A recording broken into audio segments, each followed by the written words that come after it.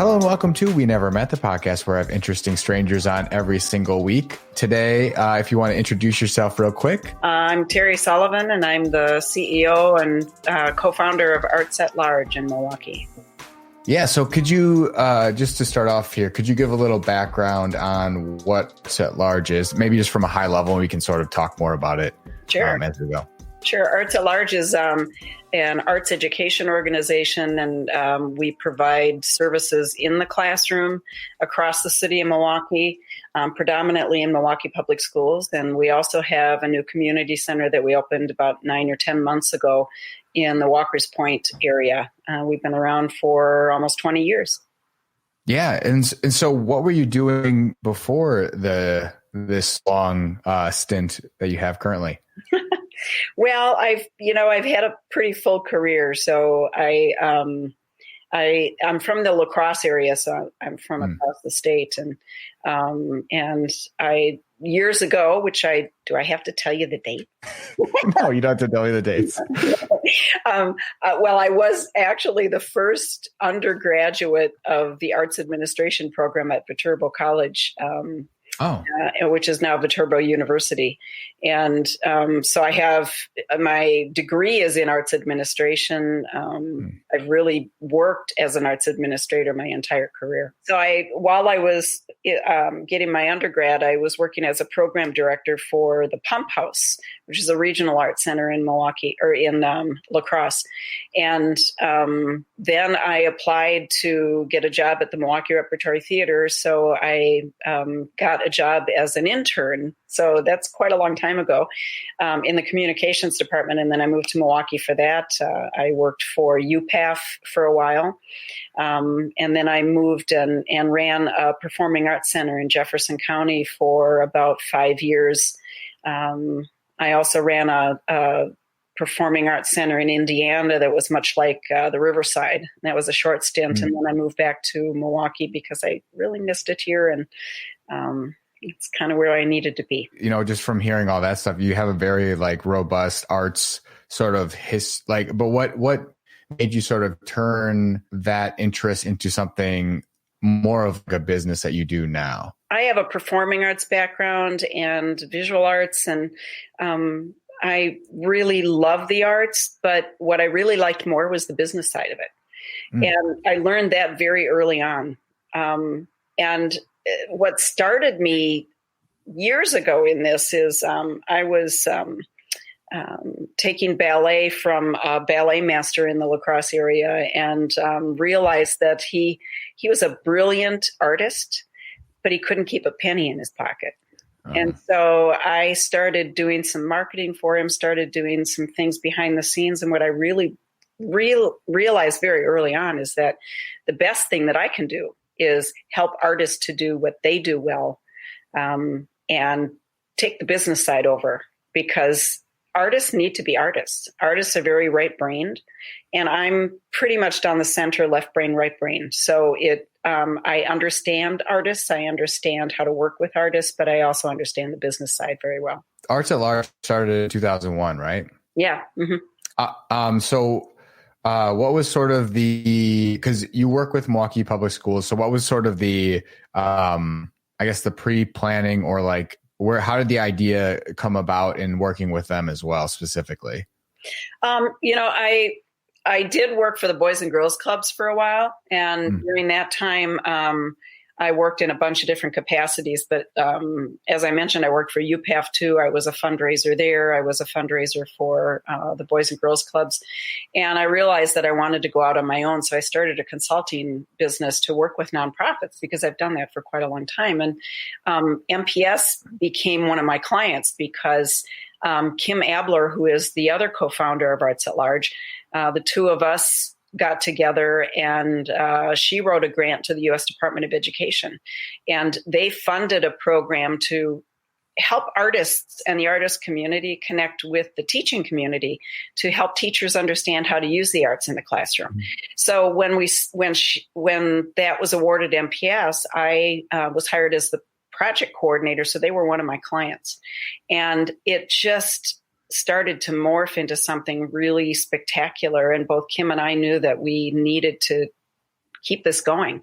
So after 4 years, the Department of Education's money ran out, and we went to the local community, and so many of the funders in the community said, you really have something going here, so we will get behind it. And we didn't skip a beat. So I left all my clients go and just went full force with Arts at Large in 2005. Yeah, we became a nonprofit then. So we broke off from the district and became a nonprofit. Yeah, it's like a super important, and it's great that there are programs like this, because it seems like whenever they slash education budgets, arts are the first thing to get slashed.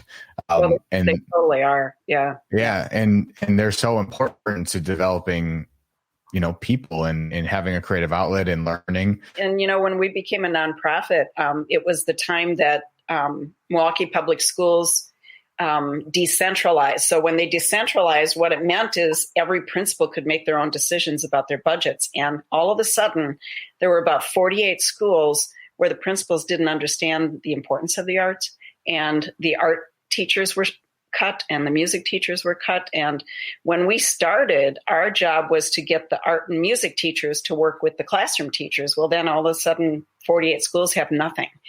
And we had to kind of readjust. And that's when we really started to work more deeply with the artist community. There's an incredible artist community in Milwaukee. And we connected with so many artists. In fact, at one of the years, I would say probably 3, maybe 4 years ago, we contracted with 120 artist educators for just tons of artist residencies in Milwaukee Public Schools. And we go up and down based on the needs. But performing arts, visual arts, literary arts, multimedia arts. This community is rich with amazing artists, and we provide training for them too. So we don't just contract with an artist, bring them into the schools, but we provide a lot of professional development as well. So, when they're cutting, and, we had to be flexible. Now I would say I'm really heartened because the district has made it important to have those licensed art and music specialists in the classroom again. So our job is to work with them and the classroom teachers to enhance the work that they're doing and engage students in learning. So we are responsive based on the needs. And we don't just work for MPS anymore. We are contracting with other school districts and with other charter schools and private schools where there is need. That we believe in equity for every student, and equity means every student should have an education that includes the arts. Yeah, I completely agree. And I think, to date myself as well, I was a long time ago when I went to public schools and elementary schools. And I think I could have really benefited from seeing some local artists that were actually doing this, and I've talked about a lot of this with a lot of artists that I've had on this podcast. It's like, when you're growing up, you never feel like this is a viable option for you. Like no teacher ever tells you in the arts. I felt like it's like, hey, you can do this as a career, or this is a career. It's like, basically you can be an art teacher or you could not do it, know? Yeah. So it's nice that this is happening. Have you had any like direct contact with students that like these programs have really helped that sort of mindset with them? Yeah, definitely. And we also developed a career development program. So we're employing high school students to work with us on a daily basis now. And because we have this new community center, that makes it available for us to do that. So we're interacting with students all the time. And, when, like you said, when the artist community comes in, you think, boy, if I had this, what would I have done? I remember one of the reasons that I actually started to do this. And I thought, my dad always told me, you can't make a living in the arts. And I thought, I'll show you. so I've been making a living in the arts, my entire career. And, back to my dad, he was an entrepreneur, and he was my biggest mentor, because starting Arts at Large was a huge risk, and learning how to be an entrepreneur is just as important as saying, I can make a living in the arts. Well, there are many jobs in the arts, many jobs. You don't have to be a performer or a visual artist that is just selling their work. There are so many jobs behind the scenes that connect you. Yeah. Yeah. What did your dad do? My dad was a contractor. He just passed, he was 86 years old and just passed December 29th. So he hasn't been gone too long. But he was such a mentor to me because, he actually dropped out of school when he was in 11th grade. And went on he was in the Navy and then he went on to do his own thing and started his own business and, self-taught. So I look at that and I think, how can we show other young people that you can make a living by being creative? And especially in this pandemic, everyone is figuring out how to do things differently. And if you don't have that creative mindset, how can you do that? If we're sitting at home and we're thinking, well, the only way that I can work is behind a desk, that's not going to get you very far anymore. So using your creativity to reinvent yourself is huge. And that's what everyone is doing right now.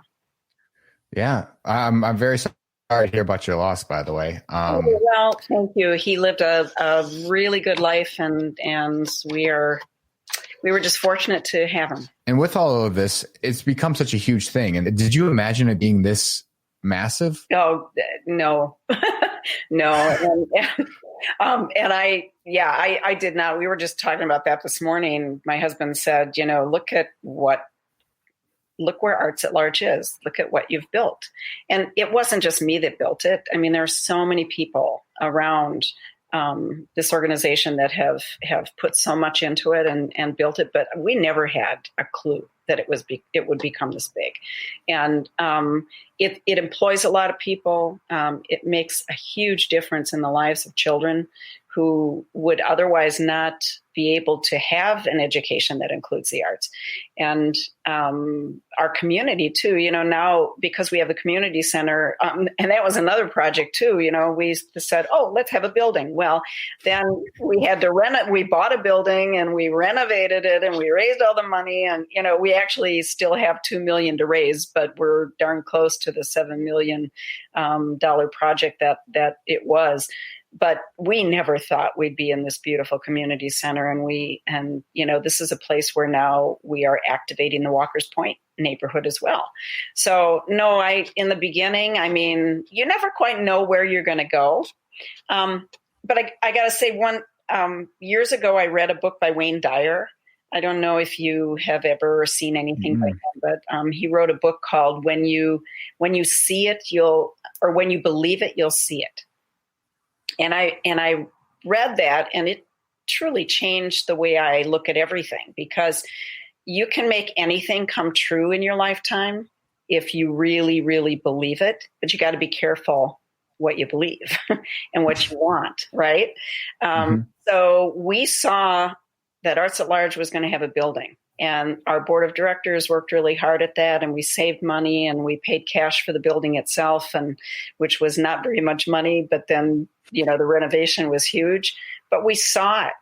I think it's like walking into a shell of a building that is that this building is 170 years old, and seeing beyond the lath and plaster and knowing what could happen in that place. And I think with creativity, you can make anything happen if your heart's in the right place and you're looking at serving the community. It all comes together. Wasn't the building that you moved into or like renovated, wasn't it like a Polish community center or school or something like that? Yeah, it was. Patrick Cudahy built the building, and it was a meat market in the beginning. So it was built in 1890. And it was a number of things over the years. But in 1938, we found out, and this was after we bought it. So we didn't know this ahead of time, but we had some historians looking into things, and they found out that it was called the Polish House. It was a children's art center. So we, it's come full circle, right? Yeah. We ended up at the right place at the right time. I wanted to talk about one program specifically that you have, or initiative called Fabric of Milwaukee. I thought it was really cool. And I didn't even realize, my own ignorance, that there are I think it says more than 7,000 immigrant and refugee students in just MPS alone. Right. And so can you talk about that initiative and that program a little bit? Sure. And that really came about because of the cries from our teachers that said, we have so many immigrant and refugee children, and we need to find a way to help them to feel more comfortable in this new city and in the new climate of their schools.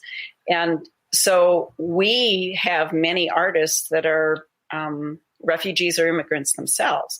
And so we engaged them in this process and created ways to use art for students to have voice and to tell their stories, to find ways to really retain their culture and their identity and not sacrifice it, but also learn and feel more comfortable in their new culture. And also to get their peers who are native Milwaukeeans to understand and appreciate the diversity of our world and appreciate these new people in their school. And so the impetus behind it was really that these students needed something, and the arts help students tell their stories. So we're using theater and visual art and dance and all kinds of different things. In fact, this year we were going to reinstitute a peace summit that we had done about 3 years in a row, and then we put it aside for a little while, and we had to cancel it because of the pandemic. So we're very excited to do it next year. We are all set, and we were going to bring all the children together from the different school sites. I think we had 4 schools this year. The other thing that we do that I think is worth noting, Arts at Large knows that we can't do any of our work without our partners, like our artist educators, like our teachers. But there are so many partners in the community that bring value to what we do. And the Milwaukee Muslim Women's Coalition is a partner on this. Voces de la Frontera is a partner. The Jewish Museum Milwaukee, Black Holocaust Museum, and UWM Center for International Studies. So we have all of these amazing partners that work on this project with us and bring value and help students to understand that there are so many different resources in the community. I also wanted to mention your son works for you. He's the COO. Yeah. Yeah. So how did that come about, and sort of how did he get involved in the first place? Did he volunteer and eventually just wanted to be part of it? Well, he has, he's a drummer. So he went to London and studied for 2 years at the Academy for Contemporary Music in Guildford, England. It's outside of London. And when he came back, he also has a really deep interest in environmental studies and conservation science. And he said, I think I want to go back to school again. So he got another degree in conservation science.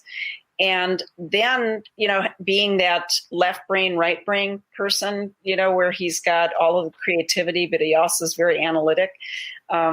He had a summer where he didn't have any work to do. And so we hired him we contracted with him like an artist.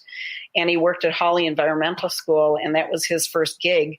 And he learned how to put the arts together with academic learning and do the work that Arts at Large does. So he did that. Then he came on as a site coordinator, and then he came on as the program director, and he's been working with Arts at Large for 10 years. So he's been with us, for quite a long time, and he just has a real deep passion for this work. How is the dynamic between you guys on a daily basis? Because I'm sure it's different having your son. I'm really lucky to be able to see my son every day when I go to work. And, yes, we butt heads because we are both stubborn as the day is long. But we have the same vision for Arts at Large. And as I'm stepping back in my role a little bit because, I can't do this forever. He's stepping up a little bit further and further, and he cares deeply about this community, and being able to put knowing that the arts engage students in science and technology, engineering, math. And also a lot of the work that is done is around civil rights, social responsibility, peacemaking. It's all in his wheelhouse. And so we have a really good time, and we've got a great group of people that work with us. I mean, the people that come to Arts at Large, we couldn't be happier. People are drawn to the work if they really, really care about Milwaukee, care about our children, care about our aging population, because we're actually lifelong learning model now. We're doing things in memory care, people with dementia and Alzheimer's. We're doing some work there. And again, I'm lucky to work with Sean because he's my son. He's a brilliant guy. I just think he's great, But that's the mom talking, right? The Arts at Large CEO talking is he's really capable, and he deeply, deeply cares about this work. It's so important, and I can't say that enough. Like, arts education is so important, and just being able to express yourself artistically. Yeah. So once again, thank you for doing that. Yeah.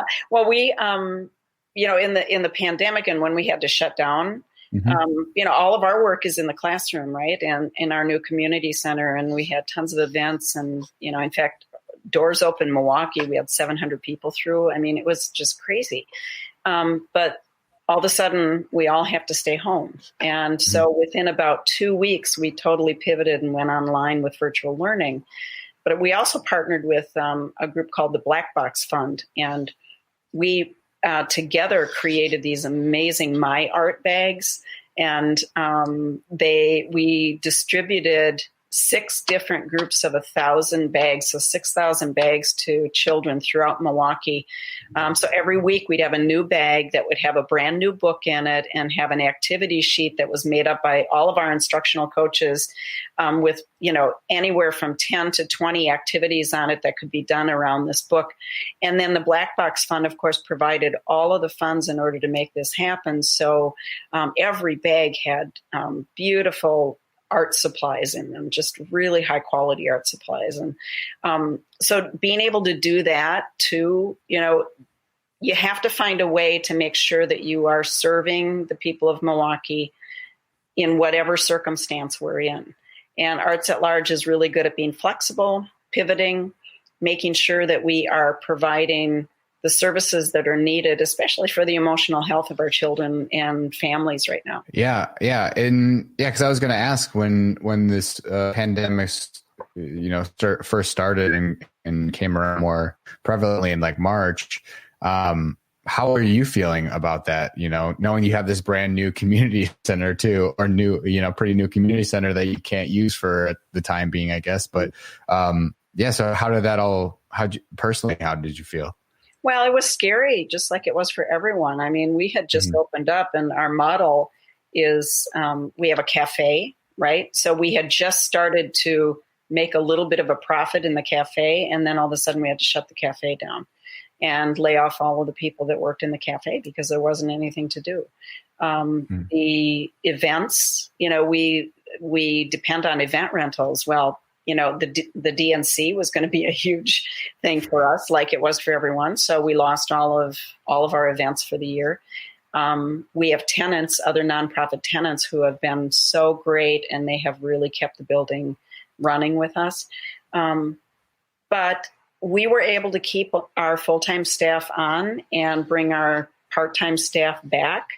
And we worked and probably were working harder to keep this thing going and make sure that we were relevant. I think, what you've got to do, it doesn't matter what you face, you have to be relevant, right?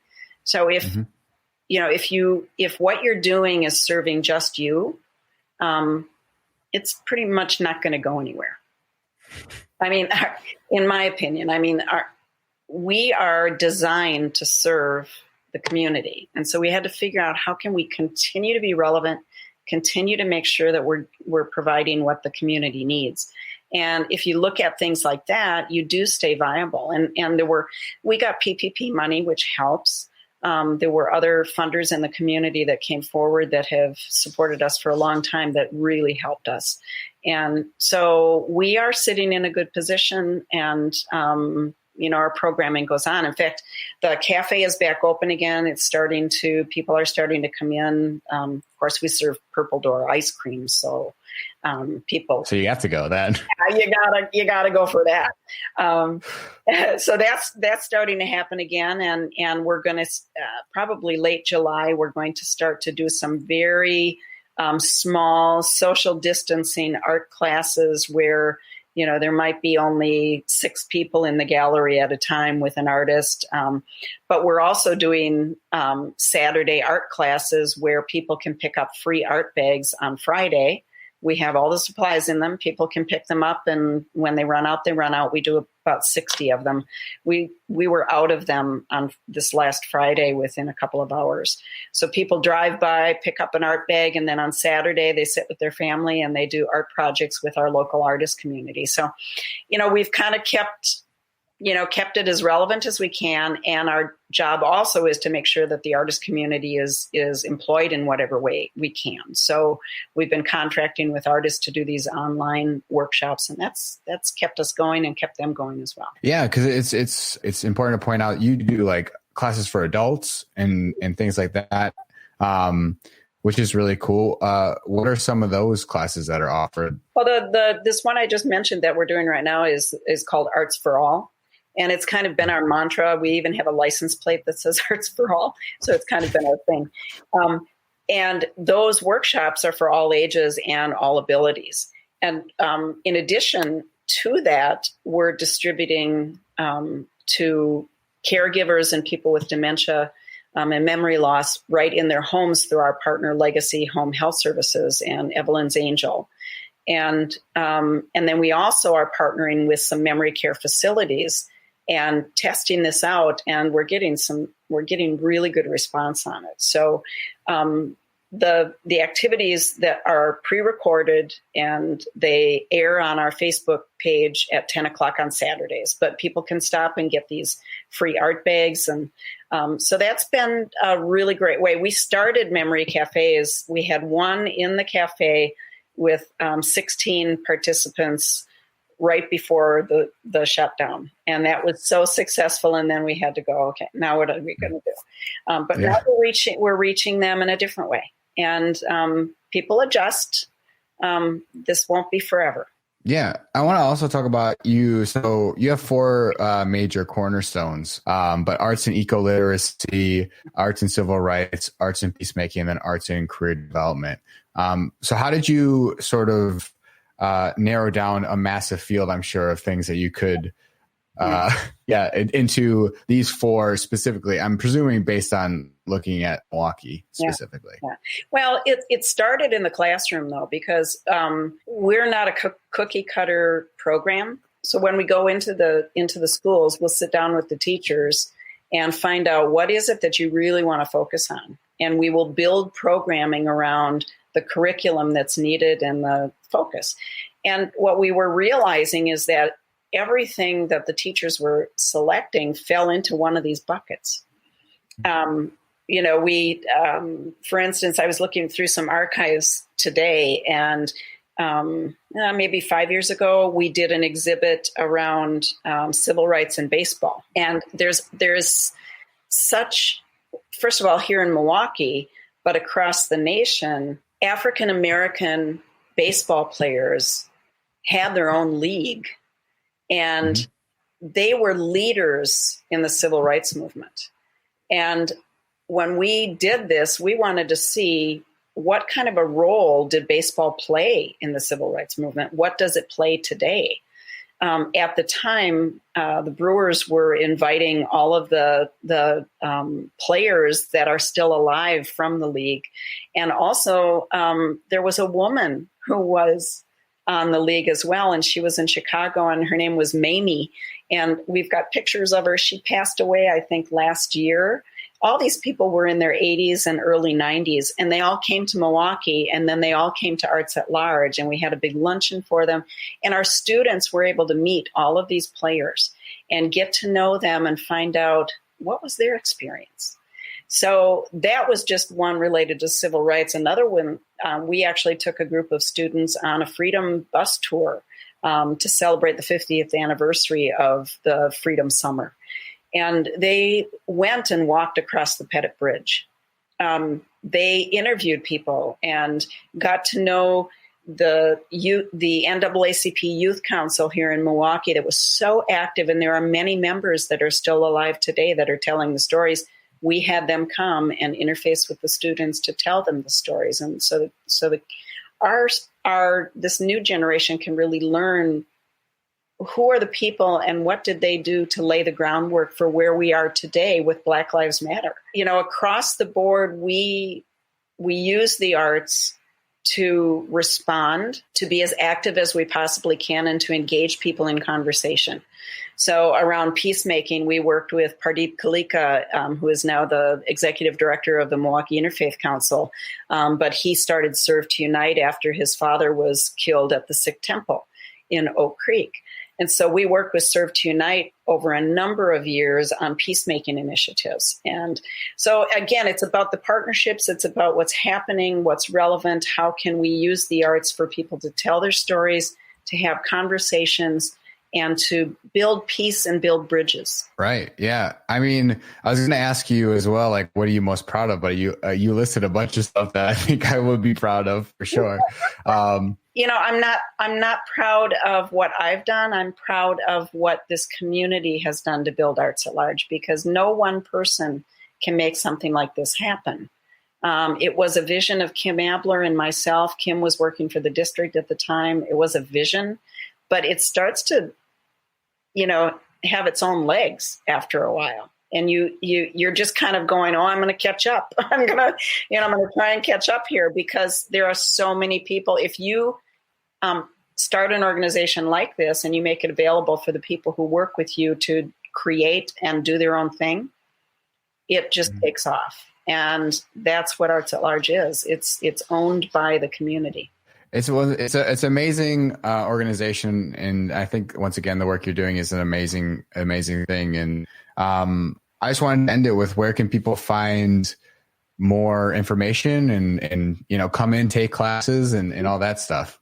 Well, our website is artsatlargeinc.org, and that's artsatlargeinc.org. Pretty easy to find if you look us up, Arts at Large Milwaukee. Our community center is on the corner of 5th and Washington Streets in Walker's Point. So it's real accessible, close to downtown, but we have students and teachers and family members from across the community come to the community center. We are in, anywhere from 30 to 50 schools annually. So we may be in your community, but we serve Milwaukee. So check us out on our website, sign up for our emails, and just stay in touch, because there's something for everyone. Well, thank you so much for taking the time. It is a pleasure and honor to talk to you. It was great having this conversation. I appreciate it. Well, I'm honored. I'm the one that's honored. Thank you so much.